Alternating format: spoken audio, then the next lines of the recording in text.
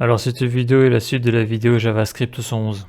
Donc maintenant ce que je vais rajouter là, c'est que lorsque j'appuie sur confirmation de la commande, je veux que cette page-là disparaisse, que j'affiche une autre page, confirmation de commande, dans laquelle je mettrai l'ID que m'a renvoyé le serveur et différentes informations. Donc déjà là ce que je vais faire, c'est aller dans panier.js, aller au niveau donc du try, donc pour voir le résultat du serveur dans la console, et je vais aller dans le if. Le but va être de récupérer l'ID qui est ici, l'ID qui provient donc de response. Donc ça, tout ce qu'il y a dans response.json, je l'ai mis dans contenu. Donc ici, je vais mettre un commentaire pour m'y retrouver. Donc récupération de l'ID de la response du serveur. Je zoome un peu. Voilà. Donc là, pour voir si je sélectionne la bonne chose, je fais un console log ID de la réponse. Je vais faire même ID de response, point virgule. Et là, je fais un console log de contenu. Donc ça, je l'avais déjà fait, contenu, là, il est en haut, là. Et là, moi, ce que je veux, c'est la key. On la voit clairement, là, ID. Là, si je fais un CTRL-C, je reviens, là, je fais un CTRL-V. Je fais un CTRL-S. On va voir si ça fonctionne. Donc là, je fais confirmation de la commande. Donc là, on voit bien ID de response, donc ça c'est mon console log texte.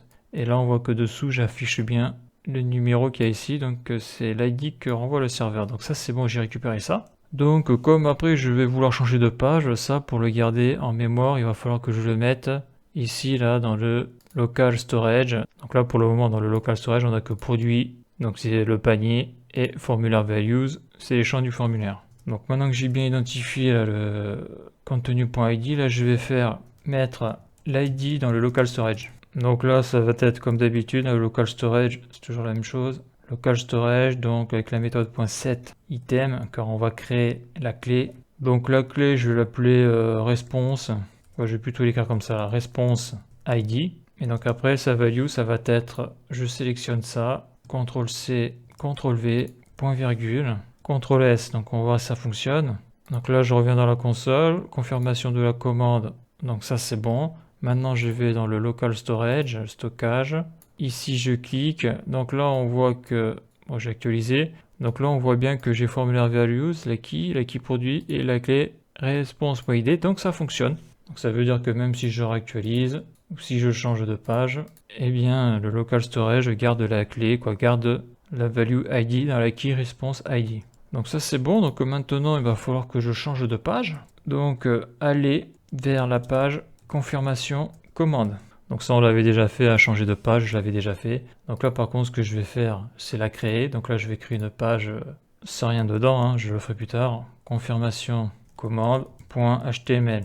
Voilà. Là je suis dedans, je vais écrire confirmation commande, CTRL S. Comme ça quand je change de page je verrai que je suis sur la bonne page. Ok, là je fais un CTRL S, ça je le ferme. Donc là on va utiliser l'objet window avec la méthode location, window.location, donc ça on l'avait déjà vu ça dans la vidéo précédente. Et donc là je vais mettre égal, et donc tu vas aller sur confirmation-commande.html, point virgule, ça c'est bon.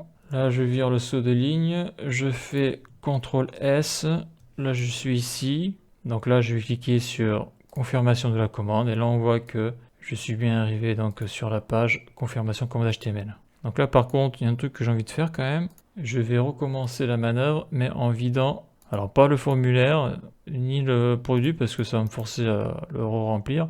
Je vais supprimer la key, j'actualise, elle n'est plus là. J'actualise ici, c'est bon, donc là je fais confirmation de la commande. Confirmation de la commande, ok, je suis sur la bonne page web. J'actualise le local storage, on voit bien que la key est là. Et donc il m'a remis l'ID, donc tout est bon. Donc dans la prochaine vidéo, il va falloir que je fasse l'affichage des données que j'ai besoin. Et après, il ne faudra pas que j'oublie de vider le local storage, donc le réponse ID et le panier.